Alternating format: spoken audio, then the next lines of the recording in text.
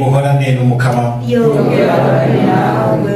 Inkuru nziza ya Yesu Kristo nk'uko twayandikiwe na Matayo mweranda. Muri irya minsi Yesu yabari abigishwa biwe n'ishengero ry'abantu ati, mwarumvise iryavuzwe ngo ijisho kurindi iryinyo kurindi, eka jeho babwiye kudahangana n'umuhambazi. Nihagira ugukubita ku itama ry'iburyo muhereze n'irindi, uzoshaka kukwitwarira ngo agutware ikanzu muhebane n'igikwemo. Umuntu niyakubwira ko muca intaho y'intambwe 1000 mukurikire mugire 2000. Ugusavye n'umuhe, ukuguranye ntumwinyungushure. Ni ijambo ry'umukama.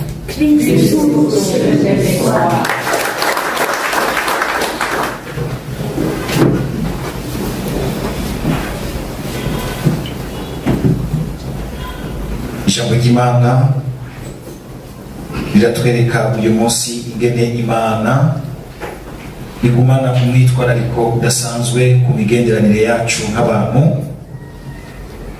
ariko kandi no ku migenderanire iba hagati y'abakuru b'intara n'abantu bato bato. Nta muntu yogira ngo yogomba kugendana n'Imana ivyo bintu atavyitwararika. Tumvise muri iki gisoma cy'inkuru nziza ingene Yesu mu migenderanire yacu adutumirira kutihora. Ko kwihora byiza mbere kuko ijambo ry'Imana ribigaruka kandi twobirekera Imana niyizi guhora neza, atari uguhora kumwe gushaka kubona kumbura uwakugiriye nabi yaciye ajya imvumba akamaramara akamererwa nabi, aho nta mutima w'Imana urimo. Ariko burya Imana iraduhora neza igihe umuntu yatugiriye nabi agarutse kubwo kwihangana kwacu akabona ineza aho yari iri, ukabona agaruka kubwira ati, kubera ukwihangana kwawe narashoboye kubona inzira nziza. Aho jewe birandyohera rwose gusumba kubona ni igomba naje reka nanjye ndagukomesha. Ivyo ni ivy'igipagani n'ikigira umutima w'Imana, ivyo ni ivy'uruntu, kuko twigere tuvyibagira. Uyo mugenzi wawe ugirira nabi, wiyumvira nabi, ugumaniriza akazigo, ntiwigere uvyibagira. Mwese muri imbere y'Imana nk'abana bayo. None hari umuvyeyi uheruka kubona nk'abana biwe bariko barahigana bacanye bahiganiranira nabi, ninde muvyeyi ivyo ryohera? Nico gituma urya kumbure mushobora no kuba mwinjira mu nzu imwe ukinjira mu biro bimwe, umubona umenga ni umunwa no mu mazi, hariho ahantu uri kurihenda imbere y'Imana. Nawe nyene ari umwana w'Imana nkuko nawe ushaka kwiyumva umwana w'Imana. Ico tugire tucibagira rero igihe Imana mbere dutumirira iti wihangane, nibyo ukamengura babaye, ariko Imana yaramaze kutwereka mu mwana wa Yesu Kristo yuko ubabare bwose twakiriye mu rukundo kubwayo ntibushobora gutuza. Impera n'imeruka burafise ikintu bukora, kuko tuba twabwambije umwambiro w'urukundo rw'Imana rudatsindwa rutananirwa. Kenshi kiza kutugora nuko twebwe dushaka ibintu binyaruka, kibona ubunyene isi maintenant muri iyi civilisation yoyo ya smartphone, umusanga umuntu ashaka ikintu ubunyene ahanyene kandi cyuzuye rwose ubunyene. Muze murabe neza amatelefone ariko aradusigamwo ikintu cukubura ukwihangana, cukurabira ibintu kure, ugasanga ibintu ushaka ibintu by'uyu mwanya nyene, ati nakurondeye itabu uyu mwanya nyene nakuronse, usigaye ukana wishima sinzi ibintu wibonamo. Oya, sinari yari ugaca usanga umutsi waranze ntuzi ko muri nanje ibintu bingoye. Ugaca usanga umenga dushaka ikintu nyene, ariko burya kugendana n'Imana no kwimenyereza kugira kugira cy'Imana. Haratemanyaje menshi twosangira ingene kure bamwe n'abandi bagiye murabona ingene ukwihangana kwanyu kwaruko yundi, ukwihangana k'umukenyezi ku mugabo wiwe hakagira igihe kukamurokora, ukwihangana k'umugabo ku mukenyezi wiwe hakagira igihe kukamutoza inzira, agateba akagira ati ubu rero ndumva neza, ukumva aja kubwira ati hajya ahantu waransumbye atari uko ugomba kugendera hejuru yanjye, waransumbye kuko warandovye urankura ahantu nariko ndanyikira mu kibi. Ibyo ntituvyibagire. Ariko rero tugaruke kuri aya majambo ya Yesu, umuntu ayumvise gutya wavumenga Yesu ariko yigisha ibintu bitumvikana. Ngo ukubise ikofi kwitama ry'iburyo ngo uramutega n'irindi, ivyo ni ndeyo bigira. Nawe nyine hari uwo muravye ubushi cagiye yari kwa imbere ya y'umusaserdoti mukuru, ntiyagize ati ndashashira kuna handi. Oya, yarahagaze aramubaza ati umubiti iki, niba hari ikintu navuze kitari cyo cerekane, mugabo nkaba navuze byo, umubiti iki. Ibi Yesu avuze rero si ibyo kugira ngo umuntu areke kuburana utuntu twiwe neza mu kuri, areke kwiburanira mu kuri, abe nk'ikintu bahonyanga agafata uko bashatse. Si ibyo Yesu agomba kwigisha. Ahandi yari ari kubashyira uyu yamukubise ikofi kwitama ati unkubiti iki. Ni nk'uko kandi kurengera ivy'uwundi ntibivuga yuko utategerezwa kurondeza icyo ufitiye uburenganzira bwiza imbere y'Imana no mu buzima bwa misi yose, ariko ukabigira mu mutima wo gukunda umuco w'ukuri n'igitunganye, kuko bishika ugasanga hariho n'abarondera ubutungane umenga bubahora, batarondera ubutungane busanura, busanura bukagaruka n'icyiza.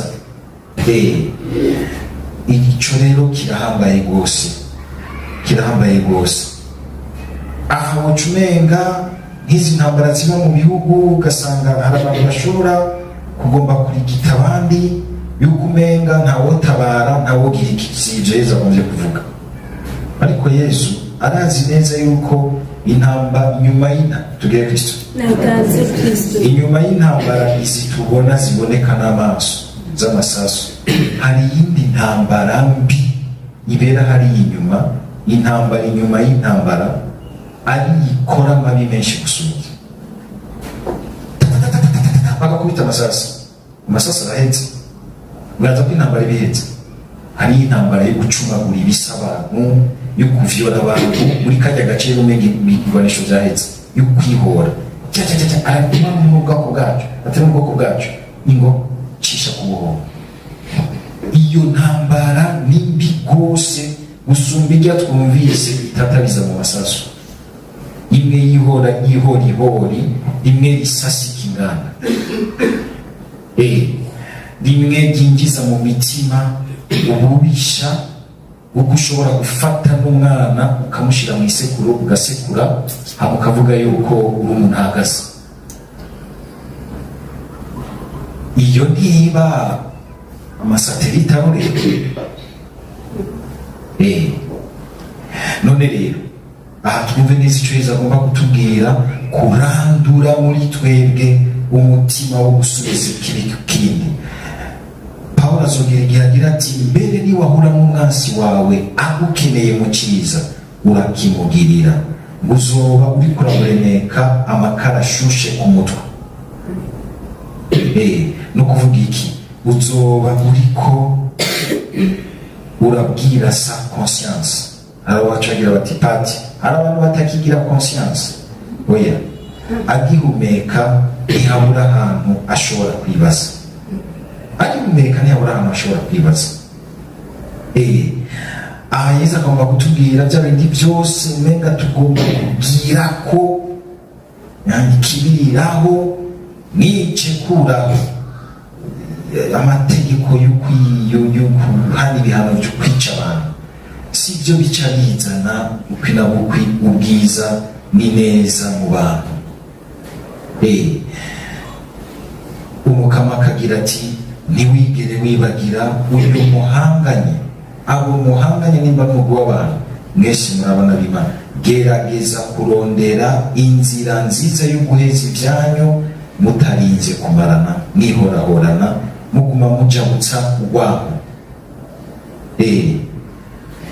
Yesu agaca agira ati mbere gira umutima wagutse, umutima nk'uw'Imana. Bene ibi rero umuntu iyo atabirabiye mu Mukama ngo asabe ingufu z'Imana biragoye umuntu, biragoye rwose, bisaba ingufu z'Imana, bigasaba kuzirikana, kumva inyifato utegerezwa kugira igihe cyose hari kibi kiguteye ukorewe n'ubundi, ugategerezwa kumenya ingene utegerezwa kumwishyura nk'umwana w'Imana, atari kumwishyura muri bijya bisebuzi bice bikurandura muri wewe ukumva umenga ugiye gukoreshwa n'itima haba gukoreshwa na mutima. Ukabanza ukazirikana neza ikibereye imbere y'Imana, ikiroranye imbere y'Imana. Yesu akagira ati ngo nimube beranda nk'uko so wanyu wo mu ijuru ari mweranda. Kuva umenga dusaba ikintu gihanitse, ariko si uko adusaba gusa ikintu gihanitse, nuko Yesu igihe ntaturaba gusa nk'abantu bananirwa, aturaba nk'abantu Imana yateye iteka ikabaremana ishusho yayo, akaguma agomba kutwerekeza ishusho ya se wiwe, hakudugumizamo ya shusho nugira ntiyindi yatwinjiyemo kubera umwansi sekibi yatubivyemo urwango n'igicumuro. Mu nkuru nziza naho turabona ingene Imana yitwararitse ahandi naho imigenderanire hagati y'abantu bakuru n'abantu bato bato. Murumvisemo abantu benshi baje muri ibi byashikiye Naboti w'Isirayeli. Uyu muntu muto yari afise agatongo hafi y'ikirimba c'umwami, n'amakagomba guca akamugurira ati reka ndakanekse. Abantu muguma mugura mwaneksa muzoshikana he?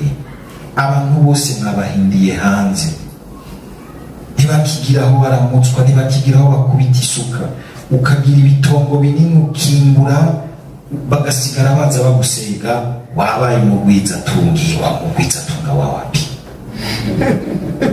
Wabaye umusahuratunga, wabaye uwisahurira kwitunga. Ntabwo ugwizatunga, niba ugwizitunga ntugigwize wowe nyene, fasha uriya wundi nawe arigwize, kandi azafasha undi nawe kurigwiza rijiwe, para kuguma ukwega kwegera iwawe. Hariho abantu hari hageze yuko mbere igihugu cyose gihaguruka kavuga kiti geza ngaho, ugomba wikebere ko igihugu cyose iregaho gera igihe ugasanga hariho umuntu atunze gusumba igihugu. Ivyo nawe twateye aca bagira mwese utuntu twiwe, aca bagira mwese utuntu twiwe. Kuko nimba umukuru ariho, amategeko ariho, igihugu kiriho, nukugira ngo kibanze gitabare bariya abantu, atakindi gifise kibatabara atari ubwo bukuru. Mugabo ugaca ubuhindura ubwo guhonyanga abandi, ukagomba kwikebereza ko amatungo yose abantu ugasigara uhagira abaja bawe uzuraha ku minwe, ngo kumwe Imana iha ku minwe ibigirwamana. Ugaca ubona umenga nibwo buzima. Si ibyo byonyine, abantu dushobora gusanga turiko turakoresha nk'abantu tugira Kristo n'akaryo keza, la justice sociale n'ikintu gikomeye imbere y'Imana. Uriko urakoresha abantu ukabona ingene baturuka bakakugwiza itunga, mugabo ntiwigire wiyumvira na gato kuduza nabo ubuzima bwawe. Abantu bafite amashirahamwe akomakomeye ngaho bakagutungisha ukaba rurangiranwa umugwiza tuntu kaja muri ka karirimbo ngo ababosi tumenyana. Ariko abagutunukiye aracari hahandi imyaka ingahe. Uyu munsi mukamara koze iki ibi bintu bumvise by'umwami na Naboti bamubwira muti nibariya batwara n'umuntu wese ingene acuditse na mugenzi we, ugasanga ubanira ubundi umugunga umugunga ugasanga wewe ubaho warisauriye ko ibintu by'ubuzima musangiye kandi ntihagire ikintu na kimwe kigukomakoma ku mutima, ukabona umenga ni normal. Ugasanga wambaye ibintu by'amaoro n'amadiyama mugabo ukoresha umuntu agenda yambaye ibinyoteri akandi ukabona umenga ntagorana ngo twarumvikanye icyo ndamuhemba ni ibyo mwumvi. Hariho abantu bashobora guhenda abandi bakumvikana bagakorera ku bujuju bwabo, ku kutamenya kwabo. Nta rukundo rurimo imbere y'Imana. Imana nayo ishaka kubona umenga hariho bamwe baguma batunga kandi bakenya bifatiye ibintu mu minwe, n'abandi benshi baguma banyika. Ibyo Imana ntishobora kubyemera. Nico bivuga wa mugani w'umutunzi atagira izina imbere y'Imana, n'umworo Lazaro afise izina imbere y'Imana. Wame witondera, mbega mbaniyeho abandi gute hafi yanje? Ubwo nimba kumbure ubuzima bwarankundiye bigakunda, ndafasha abandi ngo bikunde, atari kubaha gusa ariko kuvyura muri bo ingabirano ziri muri bo, mugasangira ubuzima. Ni ikintu gikomeye cyane rero. Aha Naboti aranka guhira itongo umwami atarakagagazo namba, mugabo agomba gukurikiza ingingo y'Imana. Imana yari yaratanze bagishika muri Israeli bavuye muri ya nzira ndende baciyemo bava mu Misiri. Imana yarabahaye ingene bagabagangana igihugu, ikagira iti iryo tongo ry'umuryango ntushobora kurigurisha, naho ushobora gusanga warari kose hageze kuri yubile wategerezwa kurisubiza mu muryango. Kubera iki? Kugira ngo n'ubundi Imana ikinge, ntusange hari nk'imiryango yaguze iyindi, ugasanga iyindi iri mu kugahinga ntashobora kwimarira kubera yuko iyindi umenga yaraciye akenge, iragura iyindi. Ugasanga hari umuryango umwe ushobora gukomera, iyindi yose yacitse imiryango y'abahimbiri yo tubunuru turi ngaho taco twimariye. Nivyo Imana yanka, kugira ngo abantu bamenye gusabikanya ibyiza byo muri iryo tongo rinini Imana yabahaye bose. Abakuru barategerezwa kwitwararika ico kintu, kugira ngo ikintu c'ubutungane mu kibano kigume cumvikana ku buryo bw'uko mbere kibanza kwitwararika bariya abantu bagowe umenga iteka ryabo naryo bagifise mu kibano, kuko batagira aho baramutswa, batagira ico biha, batagira n'ico baha abandi ngo bumve ko bafise akamaro mu buzima basangiye n'abandi. Ico kintu intwaro itegerezwa kucitwararika.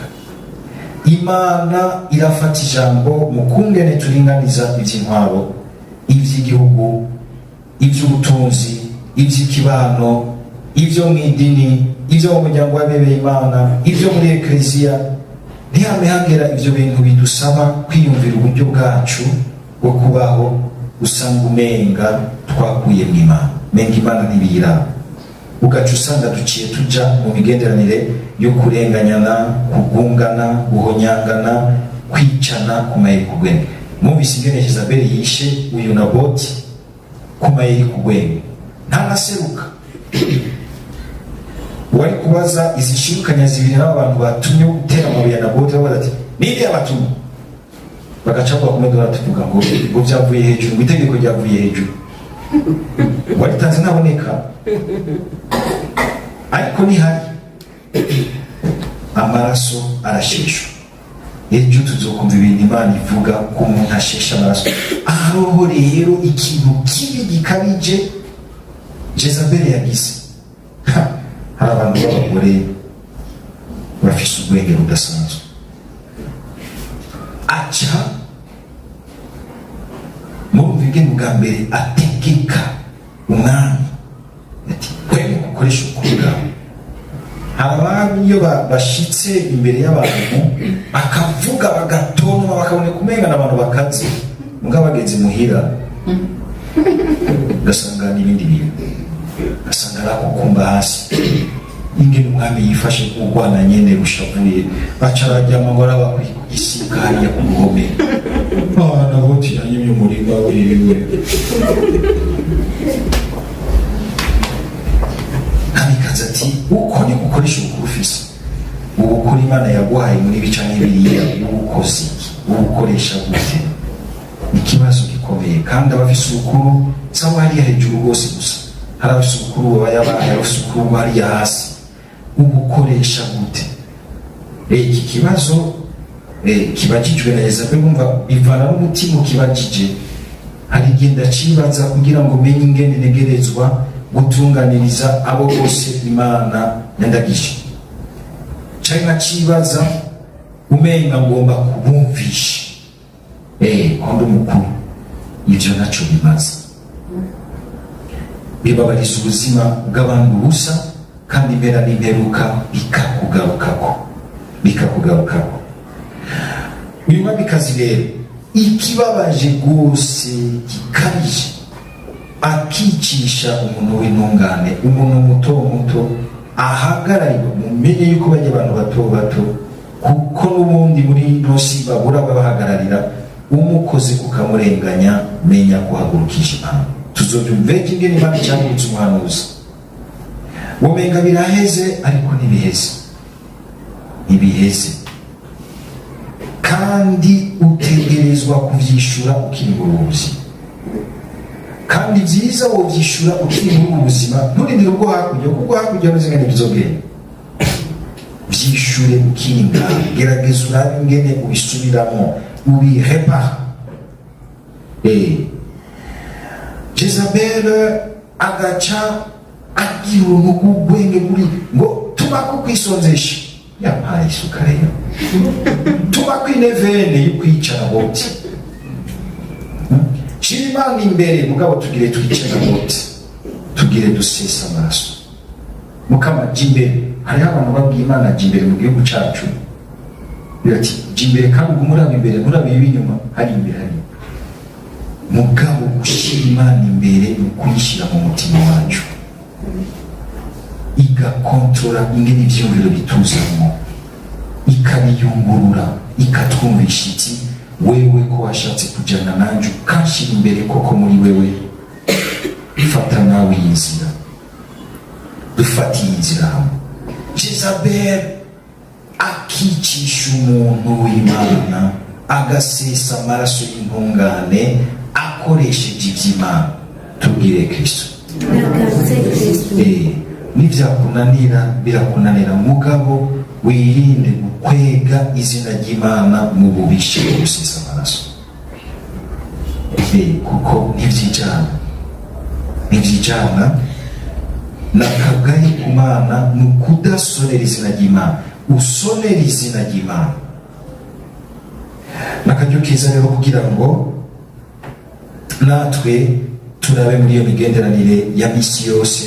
Ubwambere ingene tumenya kubaha izina ry'Imana, tukamenya ingene dukoresha ubukuru Imana yaduhaye, ububasha bucanke buriya, ubumenyi cyangwa ubuhinga bwose usanga dufise kubura abandi badafise. Twibaza ikibazo c'ingene duhanurana, ingene abakenyezi muhanura abagabo banyu. ingene abagabo mwifata nk'abagabo imbere y'abakenyezi banyu, imbere y'abakenyezi banyu. Umukama aturinde twese kugira ngo ubu tugihumeka twubake hafi yacu imigenderanire myiza ashobora kuza akiyumvamo. Amen.